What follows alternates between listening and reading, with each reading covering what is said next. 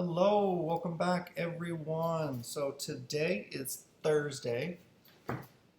It's our second to last lecture, and we're talking about chapter 19, pop art. We're going to skip 20 on tomorrow on Friday. We're going to do 21 and 22, which is covering modernism in architecture, and a really fun one, 22, conceptual and activist art. I thought this would be a good way to end the semester. Unfortunately, we're kind of having to consolidate the end of the semester due to the fact originally I thought the class ended on June 30th, but that's when grades are due. So that is a correction, and I changed and updated the syllabus and the rest of the semester timeline. So just kind of to sum that up, today lecture, tomorrow lecture, your artist timeline. Don't forget what you started last week, that you picked an artist, you're doing an artist timeline. Be creative. It can take any form. It can be a collage, a video, a PowerPoint, a painting, whatever you want to do with that to make it fun and interesting. That is due tomorrow night by midnight. Monday will be our final test, and it'll only be covering a few chapters because of us kind of wrapping up the semester sooner than I thought. And then that's going to be Monday. I figured we'd make that Monday as opposed to the last day, because the last day we won't actually have class, but it'll be the day your paper is due, the visual analysis, and a last chance to hand in any homework. So keep in mind, if you've missed any any of the responses, any of the assignments, up to this point, they've got to be in Tuesday by 5 p.m. because I have to have grades in due next Wednesday by noon. So that gives me a chance to grade them before I submit the grades, the final grades. I've really enjoyed teaching this class. I know it's been unusual because we're doing it in this remote, asynchronous manner. But I hope that you've enjoyed taking this art history class. I hope that you take more if you haven't already. Signed up for classes, or if you're looking for another class to take, I'm offering the history of architecture in the fall, which should be a blast. And then next year I'll offer World Art 1 and World Art 2 again, and perhaps Renaissance art. So just putting a word out there in terms of art history class. I really love teaching them. Or take a studio class with me. So today we're talking about pop art. And a lot of times people really associate pop art with two things: American culture and U.S. artists. Not a lot of people realize, though, that actually, and we also kind of think about the 1960s. But what most people don't realize is pop art starts and begins actually in England, in the UK, and in the 1950s, so mid-50s even. So it kind of predates pop art in the 60s in the United States, but it was still using American mass market and mass popular culture as its inspiration or its impetus. So in this case, this is an artist, Richard Hamilton, who was with a kind of thinking group, some architects, some other artists, an art historian, and they actually created a group. They called themselves the Independent Group. They met, they discussed art, they discussed popular culture, specifically in North America, most frequently highly concentrated in the United States, and started to think about how it impacted society, but also art. And it's interesting because this was intended for an exhibition that was more of kind of a survey of architecture and contemporary modern ideas. And Richard Hamilton, the artist, he included this as a poster. So it's interesting because it kind of uses the format even of popular culture, as opposed to being a collage, which it is a collage. He made it into a poster, so almost like a reproduction of the art. A lot of the concepts of pop art are here codified in this early piece. That is, things that are mass-made versus things that are handmade. So a collage, obviously using mass market materials from comic books, from magazines. This has movie magazines, that's the sources, comic books, and also bodybuilding, nudie magazines, or softcore porn, pornography magazines from the 1950s. as its source. And so kind of all of the roots and all of the later variations of pop art are here already in one of the first pieces. And the art historian and English critic Lawrence Alloway actually comes up with this term, mass popular art, which then gets nicknamed pop art. And so this is from this exhibition called This Is Tomorrow, which was really looking about contemporary and modern society, and if this is what the world looks like now, modern society, what's it going to look like tomorrow, right? And there are some sources, some art history that we can look at that influence this piece and also a lot of the tenets of pop art, right? One of those is Marcel Duchamp, right? Think about things as being Duchampian, ready-mades, things borrowed that are already existing, taking things that are already in society and then the artist declares them art. And also Dadaism. We can think about artists like Hannah Hawk that did Cut with a Kitchen Knife, right, with a longer title. That was a photo montage, a collage that had content in it. It had subject matter, but it blurred the lines of things that already existed and then what the artist did to them.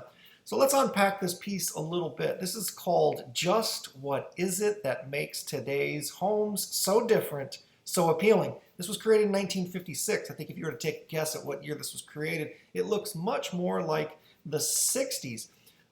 So part of the idea in the United States of why pop art or even popular culture became so, prolific is due to, and kind of think about the proliferation of things that were mass produced. Post World War II, you had people who were now becoming newly wealthy as a result of returning to the war, veterans coming back. You have the idea of the birth of the suburbs. Products become mass produced, manufactured on a bigger scale than ever. And TV, television, as opposed to just radio, which we can see here, that advertises and plays on our desires to want things, right? So it's, in many cases, a critique of what's going on in cultural society. And it's reaching that same mass audience. So let's unpack this collage a little bit. First of all, just what is it that makes today's home so different, so appealing? This is kind of like if you were to buy all of those things that you were seeing in the magazines advertised. If you were watching TV and you were checking out all the advertisements and you bought all of those things, this is perhaps what your house might look like. And you can see very American culture. Even though this is a British and English artist, it's still very much about American culture. Here we see Al Jolson, here the performer that did blackface, mimicking black culture, which was a very American thing, right? Exploiting black culture. Here, Ford, think about Henry Ford, the proliferation of the automobile, and the kind of the idea of not just the vehicle and what it represents for travel and freedom and vacations, but also think about the name. Ford becomes like the presidents that are on Mount Rushmore. You get names that are iconic, and so it becomes like Nike, like a product eventually that people just want to wear. They're willing advertisers of that particular product. When you drive a Ford and you're proud to be a Ford truck owner versus a Chevy truck owner, you're willingly going out there and advertising for that product.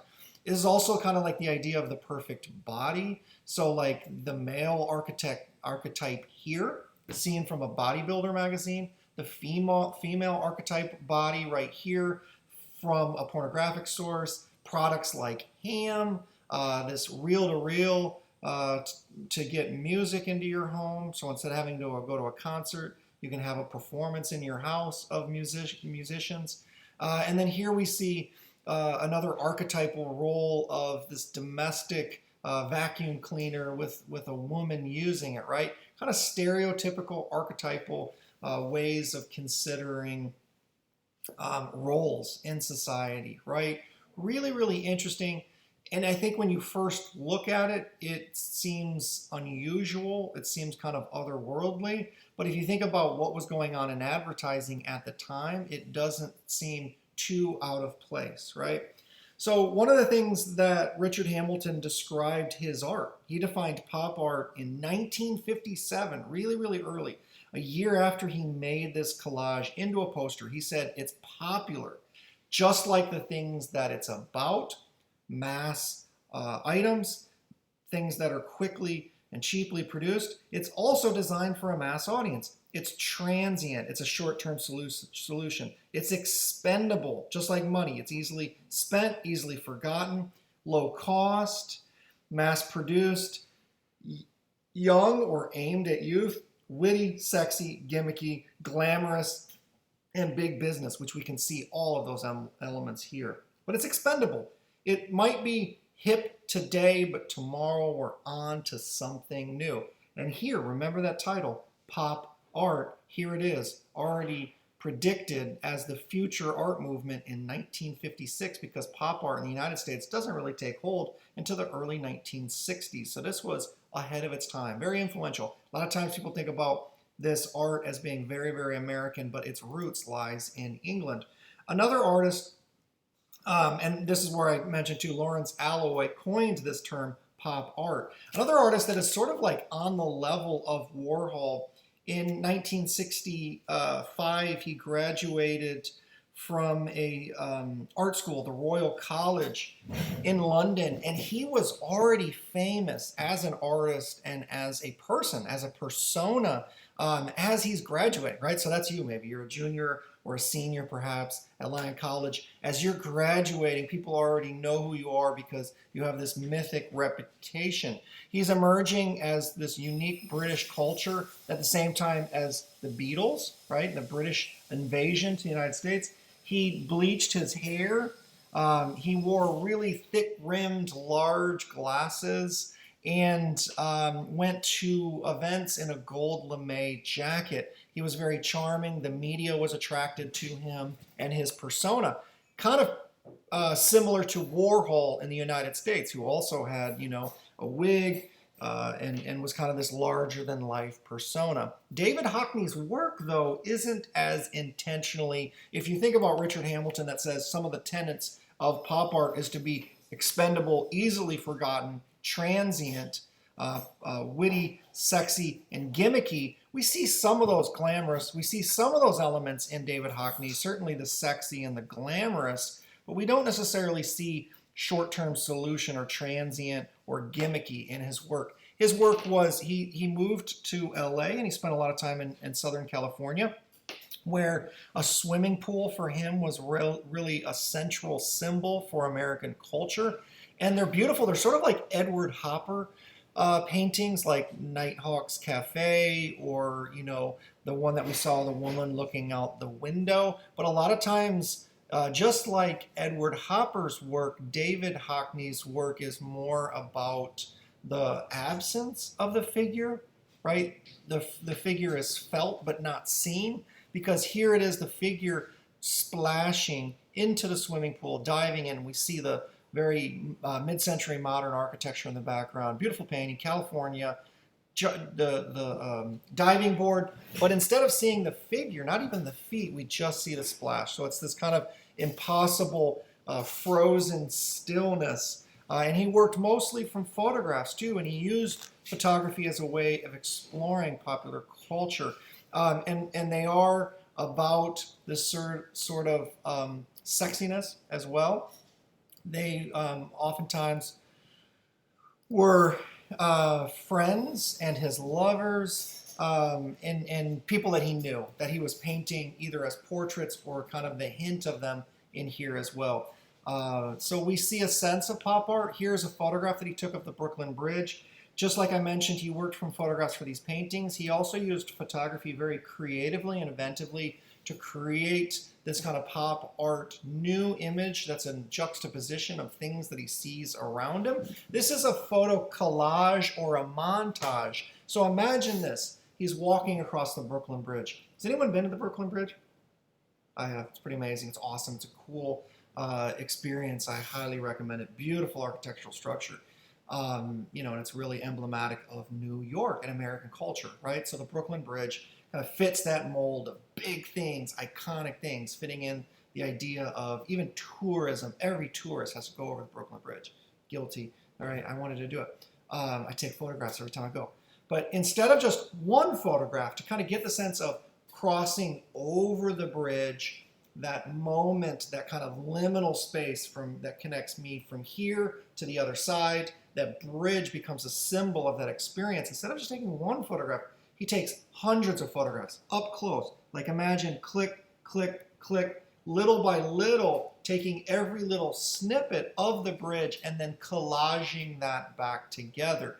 Today, this is much easier to do with Photoshop, but what he did at the time was take multiple photographs, print them all, and then recombine them into a collage, layering photograph physically on top of the other photograph to create this photo montage, which is interesting too because even though it's very pop art, it quotes Cubism as well to think about how we experience the thing from a multitude of perspectives, not just one static place or location, right? It's sort of a conversation with the bridge as we're crossing it, as opposed to just seeing it from one static viewpoint.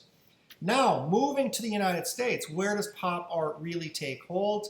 Pop art was short-lived, not as popular. In the UK, it becomes much more wildly popular. We see some roots of pop art, though, in a few artists. So 1955, pop art was not yet a thing in England or the United States, but Robert Rauschenberg started to experience with materials. And remember, at Bauhaus, there was literally a class that was about materials. He studied at Black Mountain College in Asheville, North Carolina, with Joseph Albers, the very influential teacher who taught about art and kind of the craft of your materials. He studied color, and he was very, very influential, first in Germany and the Bauhaus, then at Black Mountain, and then later at Yale. Well, remember, he taught my teacher, Bill Litter, who taught me kind of how to teach my 2D design class.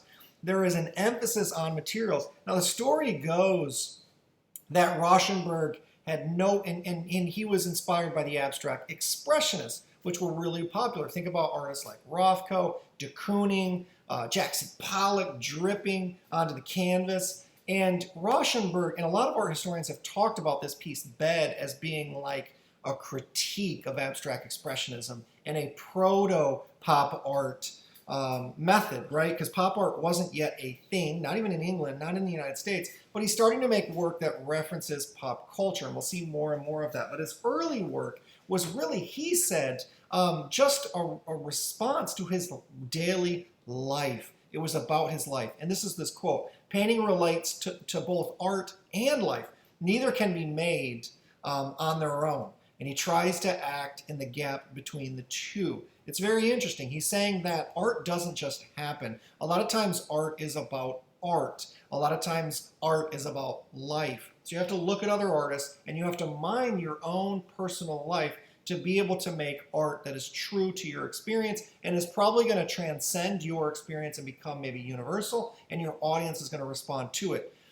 A lot of art historians and a lot of critics have said that this piece is in direct response to abstract expressionists and that he was poking fun at them, saying, essentially that all these artists were just doing was painting their, a rag. They could just, clean up oil paint with a rag and then present it as a painting and people would dig it, right? So, but he claims it's not about that. He said he was really trying to paint life. And he ran out of canvas one day and he looked at literally his bed.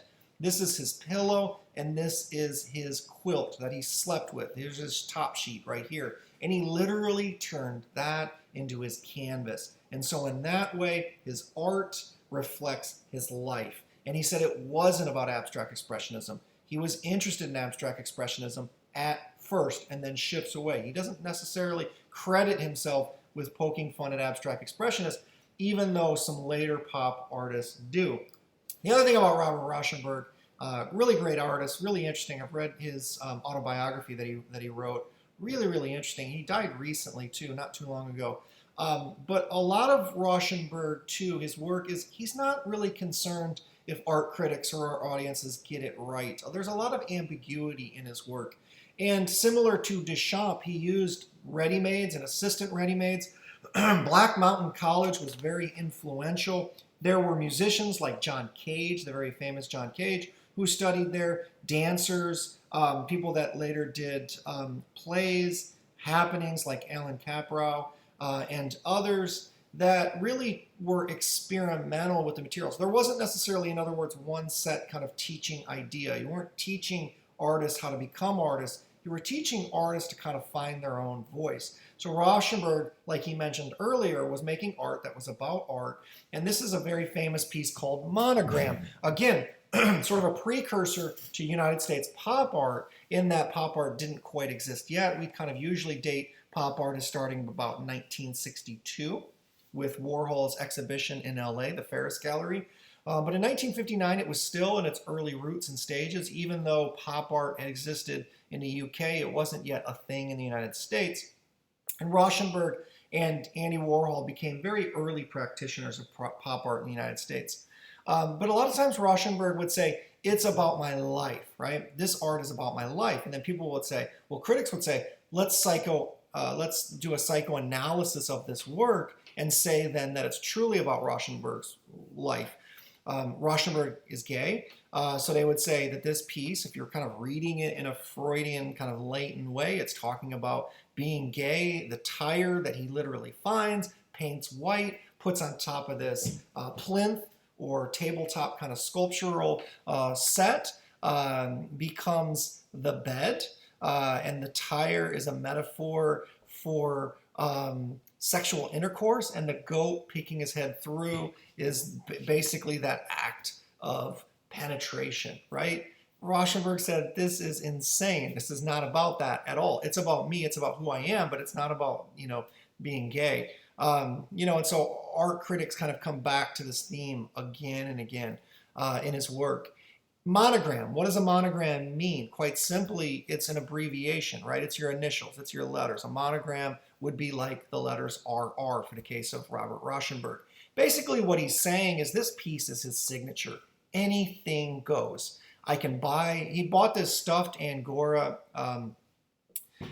goat, and he was really interested in it. He had it around his studio, and this Angora goat kind of became his mascot. One day he inadvertently got some paint on it, was excited about that, decided to turn it into a painting. So here the goat becomes the painting, more of like a three-dimensional sculpture, and then the tabletop is covered in collage, which is similar to the Duchampian ready-made, also Dada art, some of the things that we were looking at with Richard Hamilton. He's not really, in a sense, making art. He's discovering art. He's kind of taking other elements, putting them back together, and showing them to you. This is his signature in a way, right? And all the precursors of pop art are inside of that piece. He also called these pieces combines, which I love that term. Basically what his idea was, he was combining three-dimensional real objects with two-dimensional objects as well. So he called them combines or combines. And it was essentially kind of blurring the lines between things that are made and things that are handmade as well, which is a big, huge tenet of pop art. Now, here pop art exists. And Robert Rauschenberg is one of the first practitioners in the United States. This is a piece in 1962. Robert Rauschenberg visited Andy Warhol's studio, and in May of that year, he had just started to screen print. And Rauschenberg saw that, and for him, it unlocked a lot of the ideas that he was already trying to explore: collage, 3D reality versus 2D picture plane. And then he was inspired by Andy Warhol's use of silkscreen in what he called the factory, and he took that back to his studio. Robert Rauschenberg became world famous. He just started to collect images. Here you see a stop sign. This is the Sistine Chapel, Statue of Liberty. Some things that are very well known, some things that are just kind of everyday, like a New York City building. He became world famous, And he actually won the Venice Biennale Grand Prize in 1964, a year after this piece was made. And he had these hundreds of these images that were just kind of like the commercial product of like silkscreen was generally used for making t-shirts, making posters. It wasn't considered art. Andy Warhol, Robert Rauschenberg turned it into fine art instead of commercial art. And all of these things that he was looking at were on different screens. So like the Statue of Liberty was on one screen, the traffic sign was on one screen, and when he won that Venice Biennale, he wanted to avoid repeating himself. He wanted to kind of keep challenging himself. And so what he did is he called his girlfriend that was back home and said, destroy all of those different silk screens, because he was able to make hundreds of images using those hundreds of screens, just recombining them in different places, right? Using different colors and just kind of moving around. He didn't want to get static. He didn't want to lean on those silk screens as a crutch. So when he came back, he had to make new work, which is really interesting as an artist. These are two pieces that Crystal Bridges owns. And I think it's really interesting because Robert Rauschenberg is an artist that's kind of hard to pigeonhole. He made so many different types of works. Here we see a combine, which is a 3D with a broom. I mean, it's very Duchampian. And then here we see a painting that's a combination of actual painting and then his silk screen process. I love showing these Crystal Bridges pieces because it's like a sneak peek. You can actually go see these works. Who's been to Crystal Bridges? I have. If you haven't, go. It's an amazing museum. It's a world-class museum, one of the best in the United States, and it's here in our backyard. So go see it. And this is kind of a sneak peek of some of the stuff. Pop art, you know, the thing that Crystal Bridges focuses on is American art. And what is more American than pop art, right? So they have a lot of great pop art pieces, which I'll show you. Another artist that is very influential and an earlier practitioner of pop art, before pop art is really a thing, Jasper Johns is friends with Robert Rauschenberg.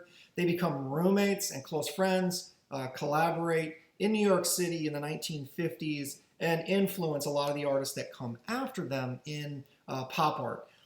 Jasper Johns, too, was interested in abstract expressionism, and he felt because abstract expressionism was essentially art that was freed of subject matter because it was abstract, you could do that same thing by painting actual objects. And he said the impetus or the inspiration for painting a flag came from a dream one day where he saw himself painting a flag. He woke up and he said, that's brilliant because I can paint creatively, inventively, and I don't have to worry about the design. I don't have to start with a sketch. Someone already gave me the image, and boom, I can create variations of it. This one is from 1954, and it is interesting because it's a process.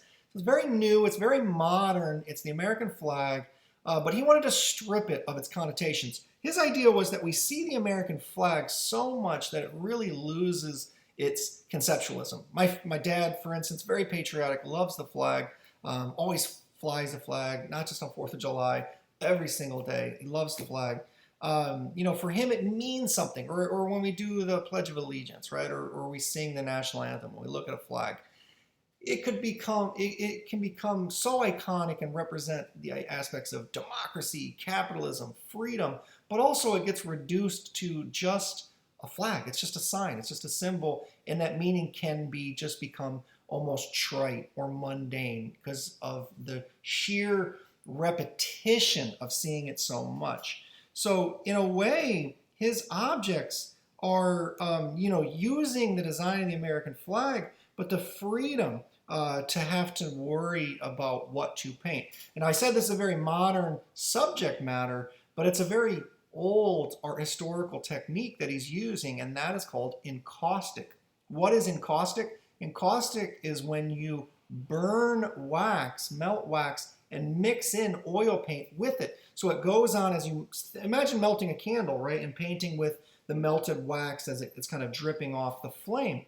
That's essentially what encaustic is. It's fluid when you paint it, but then it gets really brittle as it hardens, as it cools off. You can reheat it with a blowtorch, add another layer. So you can do some really beautiful things with luminosity and layering. But people hadn't really been doing a lot of encaustic painting. So he's kind of resurrecting this really old school. People were doing in Egypt, you know, in the 1st century. It's really, really old technique. And he's kind of reinvigorating the practice and a precursor, sort of a prototypical pop artist. We can also see kind of Magritte, him kind of toying around with the conceptual ambiguity of Magritte, with the idea of this is not a pipe, because here it is, it's not really, it's anti-retinal. It's like Marcel Duchamp. It's like the target already exists. He moved from the flag to the target. The target we think of as just a symbol for a game, right? Like archery, like a target, or also playing darts. But we don't really think about it. But it also becomes a beautiful, just abstract image. And essentially what he's saying is this is a target, but this is not really a target. And he included these parts, these body parts up here that are actually cast from his body, which is also interesting because, again, it reflects the mass-produced object versus the handmade.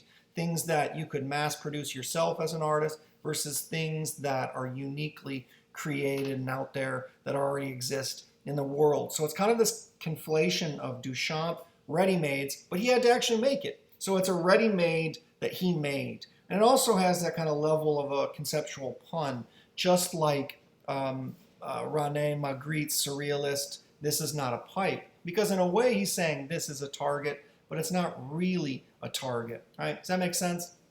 And they're interesting because they're a two-dimensional and a three-dimensional combination, which you can see the influence of Robert Rauschenberg. They were great friends. They were really, really close. I love this piece. This really boils down the essential tenets of pop art. That is, things that are mass-produced, but also things that have the artist's hand in them. And we can really see that in this piece. This is a example of a beer, a cheap beer that you could buy in New York, that these kind of like bohemian lifestyle people were buying this Valentine beer. He also had a can of paintbrushes in his studio that he recreated in bronze as well, the coffee can with the brushes in it. So it's kind of like a joke. It's like the beer can in itself isn't inherently artistic or aesthetic, but once the artist makes it, and this is cast from an actual can, and the one on the left is open, you can see, it didn't even have, you know how now we have the modern pop tabs where you can pop open the beer. You had to use a can opener. That's why there's little triangular perforations in it. And if you were to go into the gallery and look down into this, you could see that this one is hollow and this one is solid. This is a beer can that has not been opened. So it's kind of the before, the after, a joke too on the artist studio. When we look at this, we first see this as a ready-made, like Duchamp, but then you realize it wasn't a ready-made. He didn't just give us the beer can, although he could have. He could have placed the beer can on a pedestal and said, that's it, that's my art, in a Duchampian gesture. But no, he goes one step further and he casts it, makes it out of bronze, which we generally accept as being very artistic, right? But he's kind of removing, in that sense, the artist's hand because it's cast from the original. Then he reapplies his hand because we realize these aren't actual beer cans, but he's painted those labels by hand, side by side, and they're a little bit different. They're a little bit gestural as well. So it's interesting because it has that mass market versus handmade element in it as well, which I think is just a really beautiful, we say this is Duchampian, but in a way it becomes very pop art. And he's using traditional materials, century-old materials, encaustic, bronze. I mean, since the Greek and the Roman sculptures, people have been using cast bronze later in the Renaissance as well. So we think of these things as being very traditional, but yet here they are pushing the envelope because they're Duchampian in a sense. And remember, Duchamp made his pieces, his ready-mades like Fountain, etc., in the early 1900s, 1909, 1919, but they didn't become popular until the late 50s and early 60s. That's when people started to catch on to them, start to exhibit them more. He kind of became a celebrity. So here we see art catching up with Duchamp in a sense, and artists quoting it. This is Jasper Johns' piece that Crystal Bridges owns. Beautiful little encaustic flag. Alan Capro was also a student at Black Mountain College, and he did a lot of really interesting, he was friends with artists like Claes Oldenburg, Jim Dine, Jasper Johns, He did things that he called happenings, which is a precursor to later what we call performance art. Artists like Marina Abakanowicz. Beautiful. I said that wrong. I just conflated two different artists. Marina Abramovich. If you've ever seen the documentary I Am Present, if you haven't watched it, The Artist is Present, great documentary. But performance art becomes much popular later, late 60s, early 70s. Its precursor is started with Alan Kaprow and others with these ideas of happenings, staging events that people could go watch, witness, like a play or a performance, but it's art.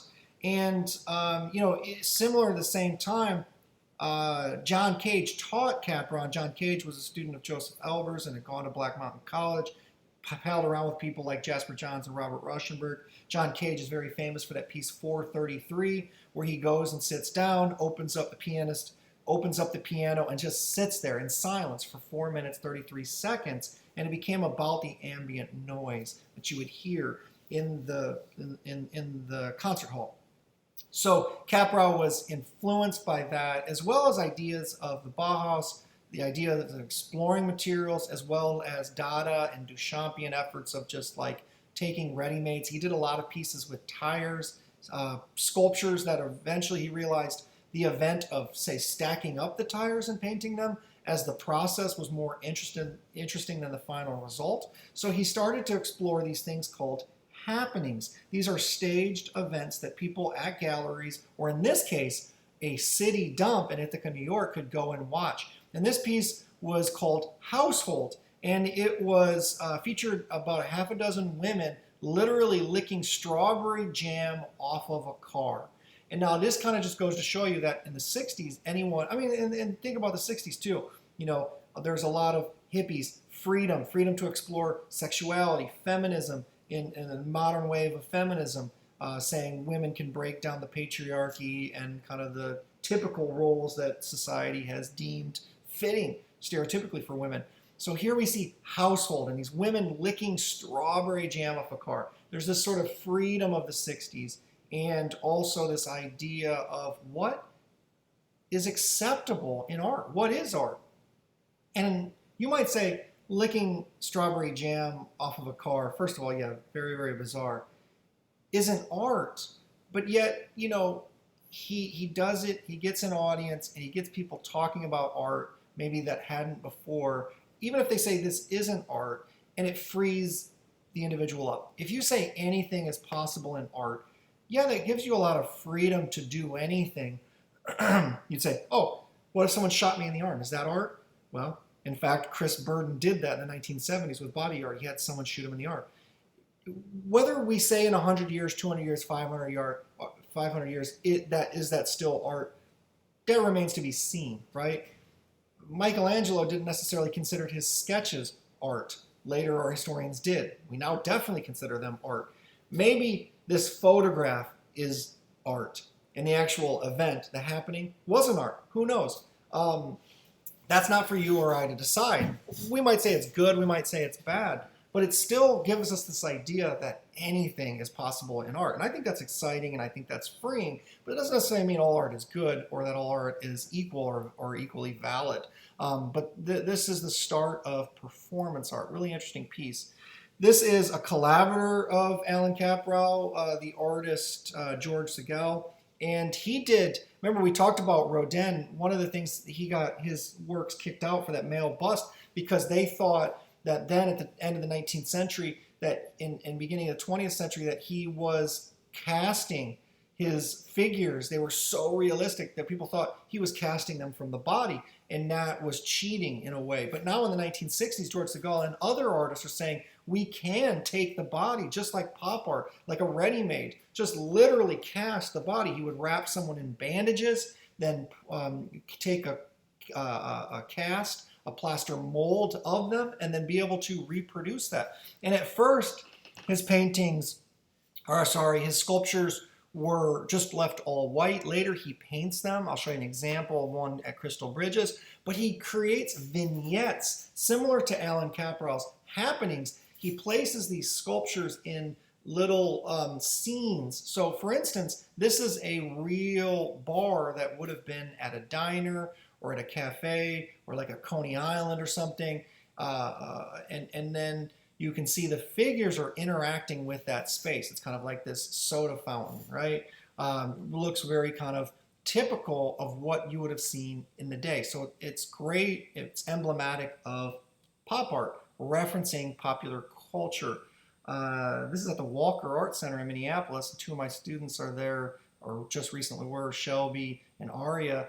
So they probably saw this piece in person. The Walker Art Center also has a great outdoor sculpture garden where they have a piece by Robert Indiana, which also the Crystal Bridges has one, and they have this huge The Love sculpture, and then they also have a really great Claes Oldenburg, which we'll look at Claes Oldenburg's work in Minneapolis. This is the piece that they have at Crystal Bridges by George Segal. It's called the Depression Breadline, and it is cast pieces. So these were actual people. He cast them in plaster, and then he painted them, and he put them in this vignette of a bronze door, cast bronze here. And it's interesting because the patina on the wall looks like graffiti, but on their faces it takes on the patina that you would expect of an equestrian monument or something that's iconic and timeless. But in a way, it's like these people that are waiting in the depression line are becoming camouflaged in their surroundings. They're almost becoming part of the wall. We could just drive right by and not notice these people. They become part of the landscape in a way. I love his work because it considers the space in which it's exhibited. It's not just the sculpture, it's the room that it's in. So it's sort of site specific, and he puts real objects next to created objects, which again is a major tenet of pop art, and that is things that are mass produced, like this door or this coffee pot back here. The napkin holder, straw holder here, versus things that are handmade, even if they are still cast off of everyday people. This is another beautiful piece that Crystal Bridges has of George Segal. I love this. I feel like this today is just like an advertisement. This is like a promotional video for y'all should go to Crystal Bridges. Okay, do it. Send me pics. I love it. I'd love to hear your reaction to Crystal Bridges. I think it's an amazing museum. They have a great collection. You'd be hard pressed to find a better museum in the United States. You have to go to like the Met, the MoMA, Art Institute of Chicago, the Getty out in LA. It is in the ilk of those same kind of top 5 museums in the United States, in the world. It's a great facility. This is a Frank Lloyd Wright house right here, a Usonian home that's actually on site at Crystal Bridges that they had moved there. And this is a George Segal piece, which is great because it has a real bench that you can sit on, and you can pose next to these figures, and then his figures kind of handmade, side by side with something that's mass produced, i.e. the bench. Beautiful work, very much about the environment. Another artist around the same time is the artist Claes Oldenburg. He was a Swedish artist, but moved to the United States really, really young. Made a really interesting body of work, just common everyday things, but kind of transforming the sense of them. And one of the things that he did in New York is he literally turned his studio into a store. He rented a storefront on East 2nd Street, and he invited people in. He had all of these soft sculptures and gave them prices like $199.99, $199.99, $99.99. And the store became sort of an art piece in and of itself, similar to a George Segal art environment.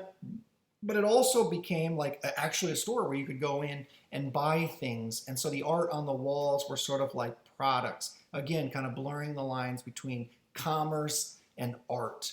And these are pieces that he called soft sculptures. Here's an example of one.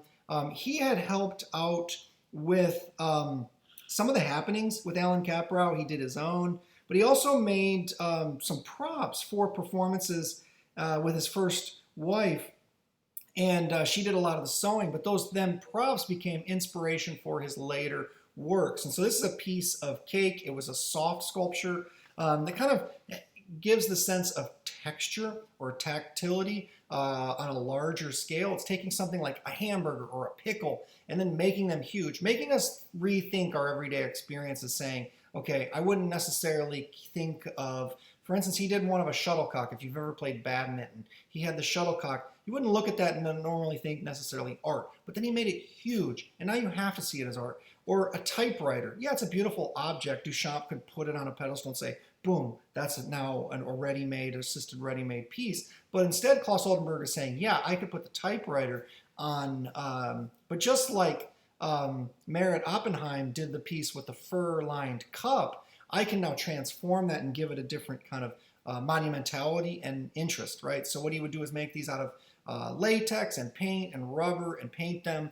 and make these large objects. And it would transform the object from kind of a hard setting to a soft. This was an example. He did the same thing with large sculptures as well. This is supposed to be a take on Mickey Mouse, kind of a pop art item, and then make it huge, changing the scale so it looks like contemporary abstract sculpture, but it's goofy and it's whimsical, just like Richard Hamilton said, all good pop art is witty and whimsical, sexy, glamorous, and also kind of transient, meant to be kind of expendable, disposable, right? We kind of see this as being disposable in a way, and it's about culture.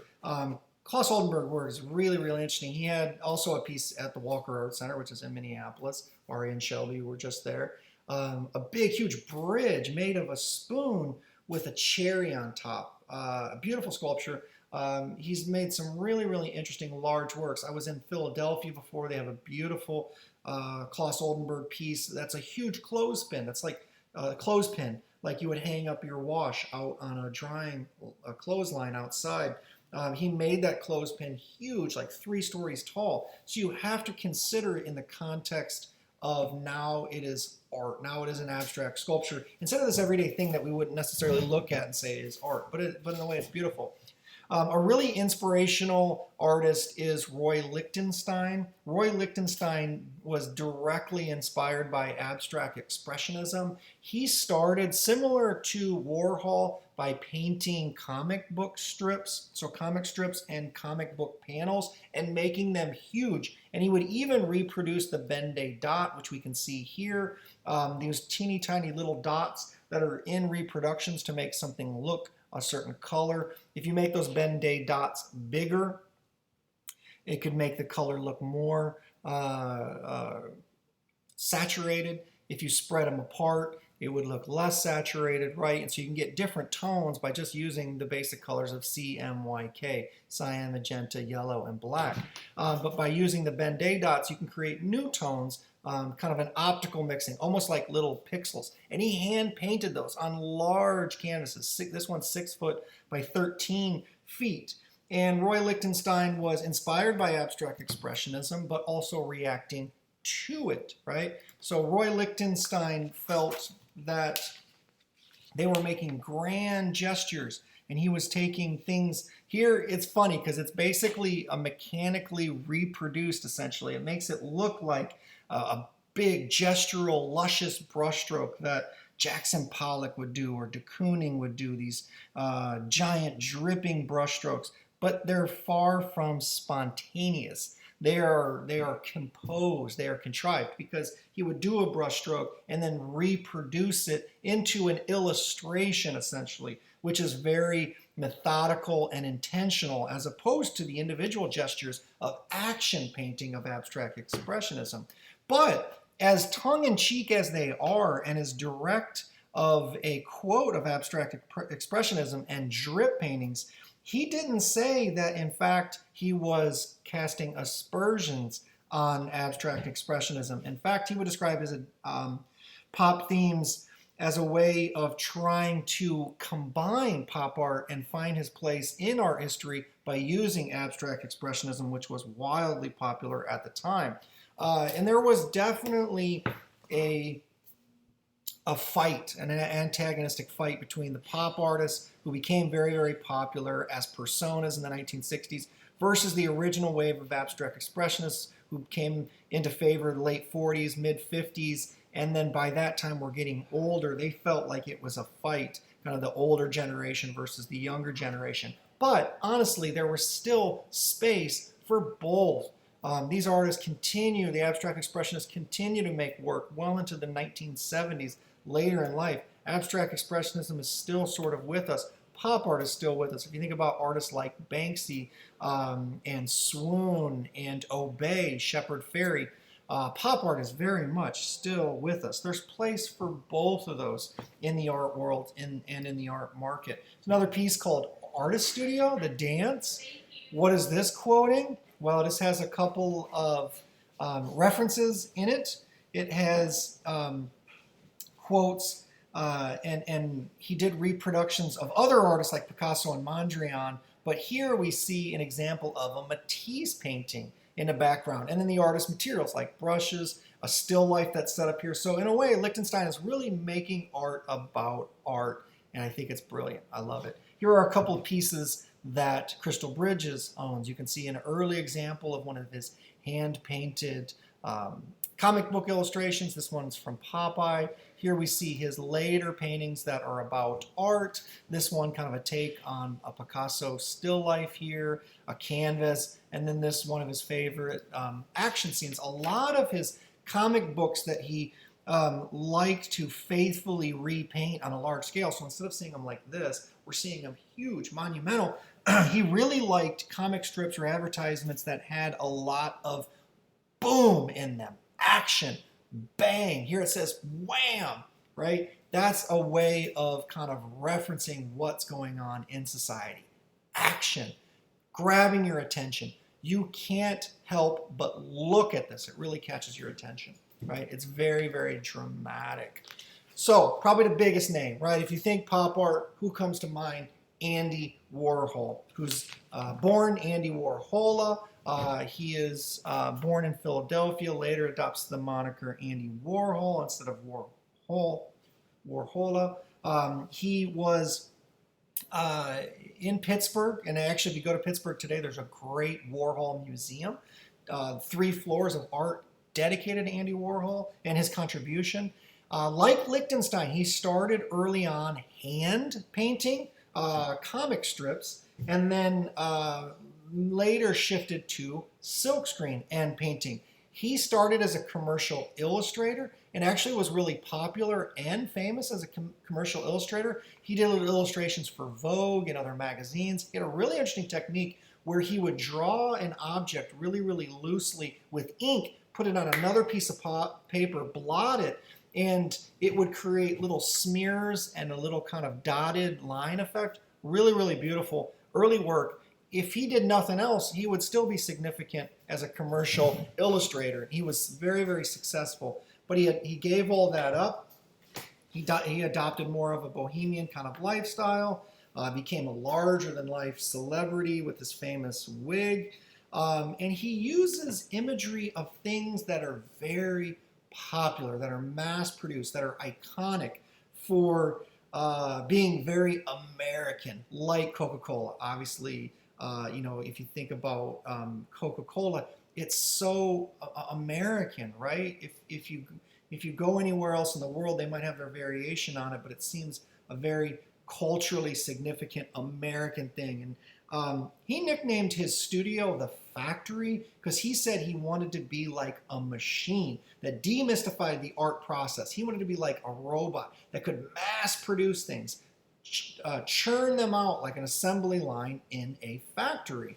And the thing, his admiration for Coke is summed up in this quote. He said, "You could be watching TV and see Coca-Cola," he wrote in 1975 in his autobiography, "and you know that the president drinks Coke, Liz Taylor drinks Coke, or Marilyn Monroe drinks Coke.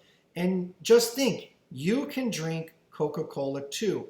A Coke is a Coke, and no amount of money can get you a better Coke than the one the bum on the corner is drinking it." I think it's brilliant. Everyone knows Trump is very famous for drinking Diet Coke and had a button on his in the Oval Office on his desk that could summon a Diet Coke at any time, but he's still drinking the same Coke that you drink or that Brad Pitt drinks, right? It's the same Coke. It's like McDonald's.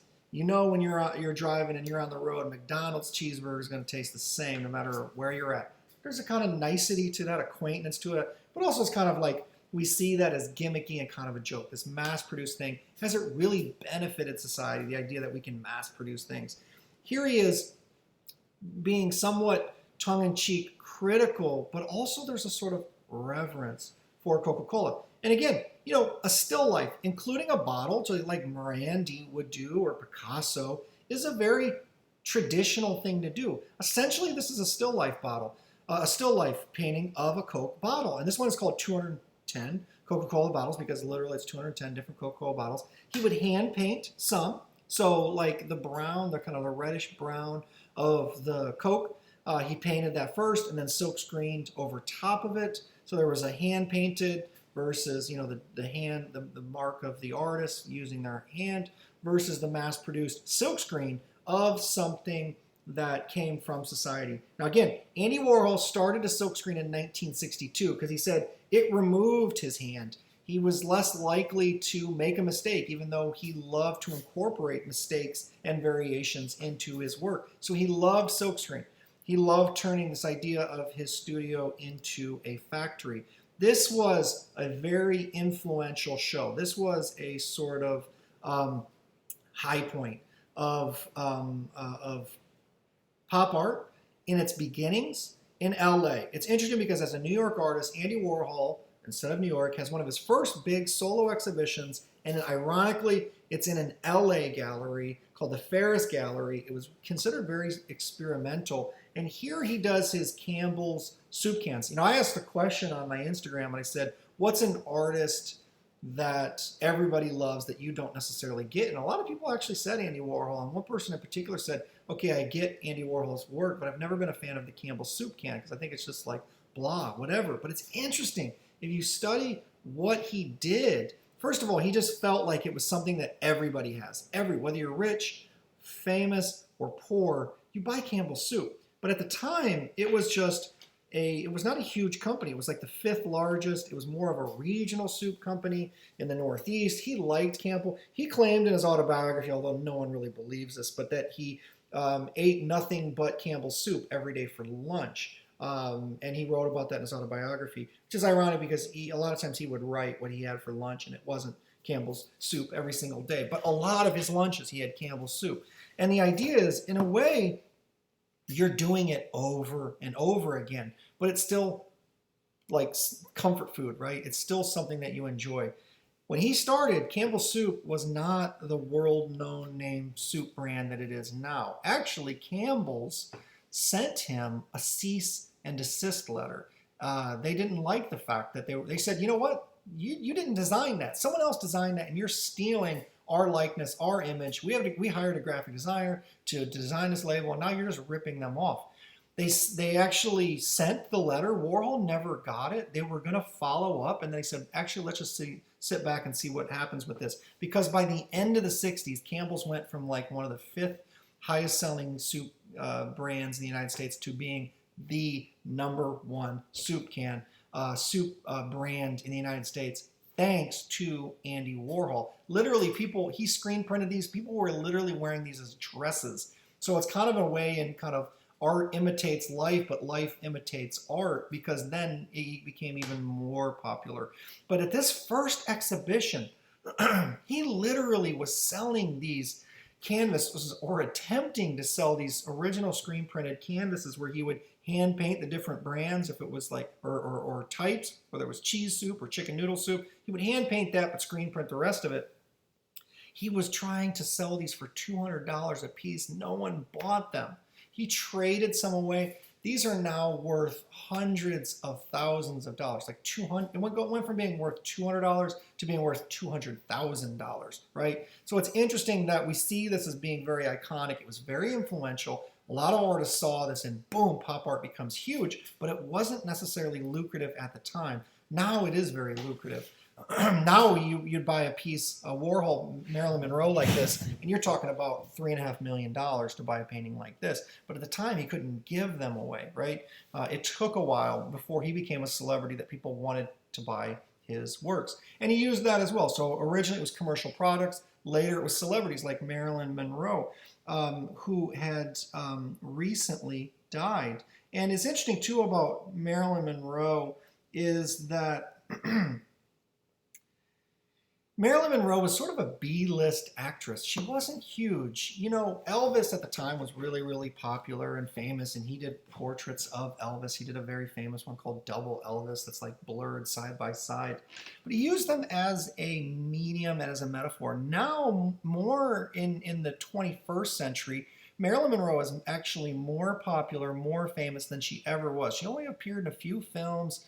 Wasn't, you know, she was definitely a celebrity, but a B-list celebrity. I mean, it would be sort of like, I don't know, like Brittany Murphy or somebody like that. Like not a huge name A-list actress, you know, not a Scarlett Johansson. But after her death, she becomes much more iconic. And Andy Warhol helped that and helped her career. So again, it's sort of like art imitates life, but life imitates art as well. And what he loved about silkscreen is he could paint all these different variations. He could do one Campbell soup can. He could do 5 of them. He could do one Coke bottle. He could do 210 or 100 and do variations, different color variations. So a lot of these elements are hand painted, like the hair, for instance, the silhouette of the hair, the green of her scarf that's peeking out behind, the green of her eyeshadow, the red of her lips, and then the face is screen printed on top of that. So he's able to create variations. This is really early on in pop art in the United States, becomes very, very iconic and closely associated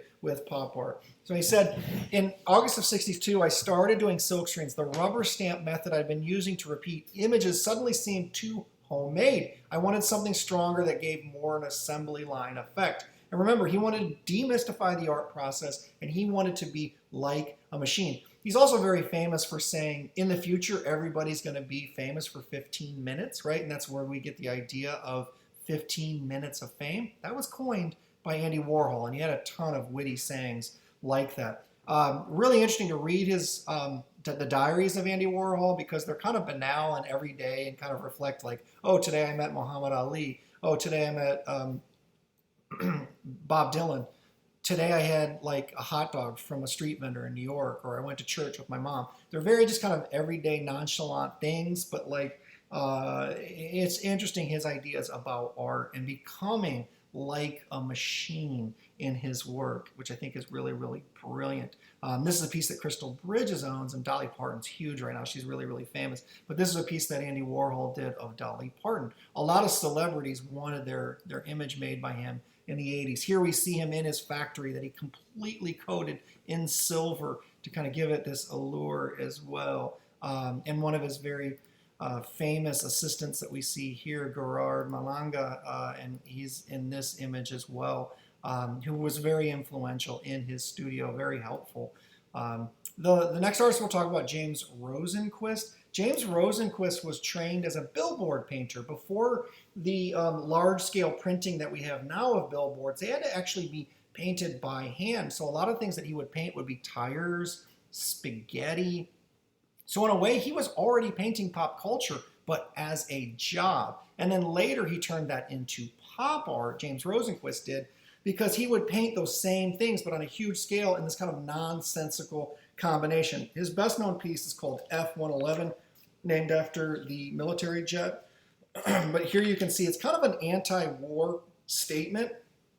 And it looks like, you know, we have the bomb here, we have a fighter jet, we have general kind of like spaghetti, which we could kind of think of as a cadaver or someone on the battlefield who their intestines are coming out of their body in this very viscous, very guttural, physical way. Or also this kid, this kind of shocking image of this kid and the realities of war. Now she's just getting her hair done, like mimicking her mom perhaps, but in the context of seeing it with a jet and a bomb and the bomb here, the bomb here, it starts to take on a more sinister connotation of being bombed here inside, or the fate of war. War's not good for anyone, James Rosenquist is saying here. Another artist at the same time, Robert Indiana, really interesting artist, very famous from this standpoint of creating this iconic love image. And it originally came from a mural that he did that said, God is love, but he just loved this piece of it and then started to reproduce it. It became a Christmas card for MoMA, then a series of painting And it also has a bit of a hidden message as well. If you look at some of these shapes in here, they look like contemporary abstract paintings. Like if you just take out some of the voids, these could be Ellsworth Kelly shaped paintings. But it's also just very, very simple, like happy birthday, love, Merry Christmas. This is kind of referencing pop culture. He turned this also into a huge sculpture. This one is in New York City. It's aluminum and it's interactive. A lot of times people will pose with these. It's an installation, very, very iconic. And he twisted that O.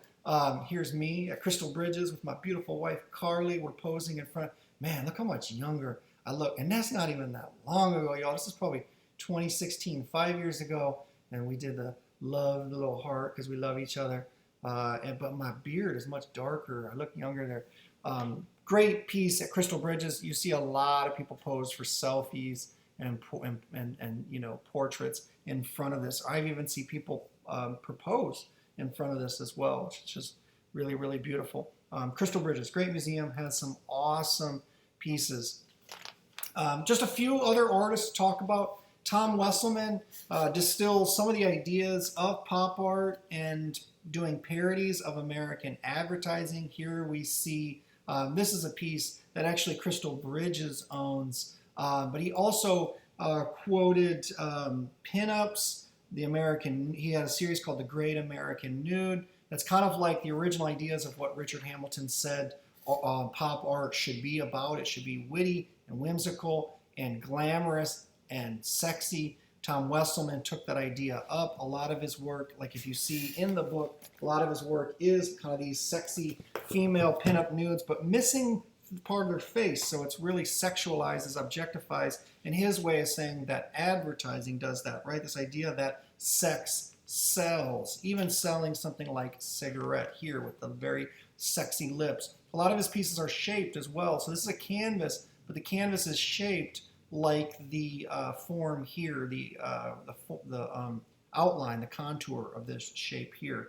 A really interesting artist, because we've been talking all about dudes, right? There's not many female pop artists, but one of the most famous, and I think should be a household name, and is not, is Marisol, who is a Venezuelan artist that was born in Paris that later works in New York City in the United States. She's inspired by pop art, but she makes much more familiar and personal portraits of people she knows, and they're juxtaposition, three-dimensional juxtapositions of real things like chairs, for instance, and doors. Here you can see the doorknob is painted on, but the door is real. And then painted portraits of people, and then like these are real shoes. So kind of taking the 2D hand-painted versus the 3D kind of store-bought or mass-produced.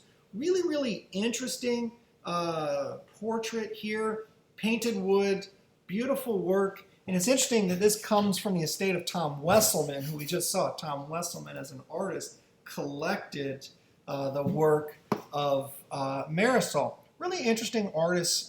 Very few women associated with the pop art movement, which I think is a tragedy, because here we see an artist that's kind of transforming the commonplace and the consumer objects and making them really accessible for an audience, making them feel more familiar as opposed to the kind of cold,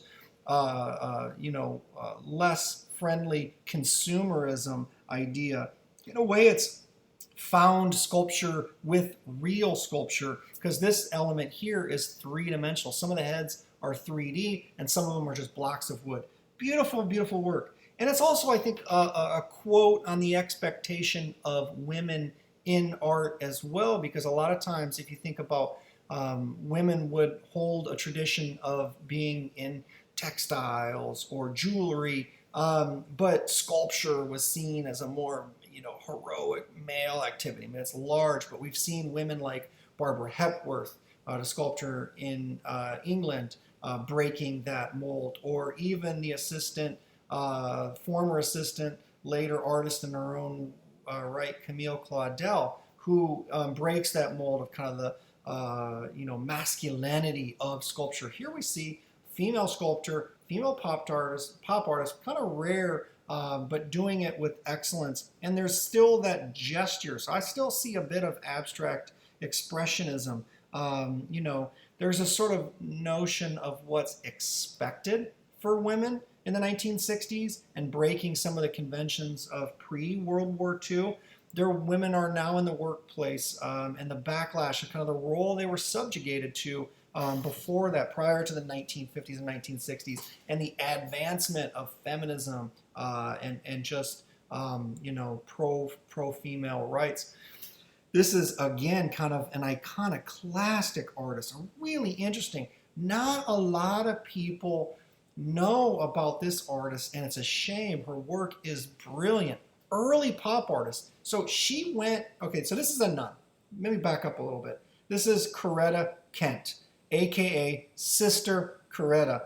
Coretta Kent is a nun. She took the religious vows and joined the Order of the Immaculate Heart of Mary in 1936. She also taught at Immaculate Heart College in Los Angeles. She took her students to see the very, this would have been shocking. It was avant-garde art. She wanted to make Catholicism more relevant. She took her students, her art students, to the Andy Warhol exhibition that was brand new at the Ferris Gallery in 1962 in LA.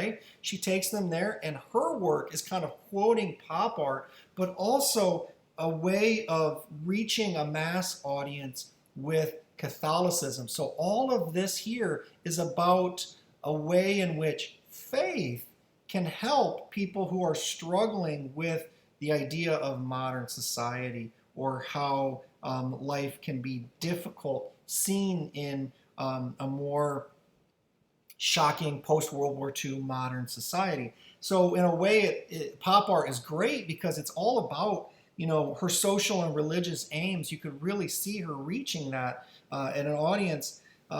She was interpreting this idea too, that the Second Vatican Council, which sat from 1962 to 1965, that mandated that Catholicism, nuns and fathers in the United States and other places would try to make Catholicism more relevant and accessible to ordinary people. And boom, she really does that with her art. It's brilliant.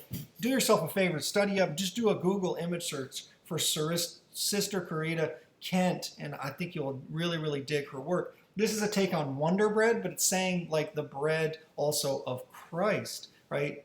So it's interesting how she's, this says helps bring strong bodies 12 different ways, a standard large loaf. And here are actually saying things that, it's this poetic interpretation of what faith can do in your life of ordinary people. So she used a lot of text, she used a lot of color.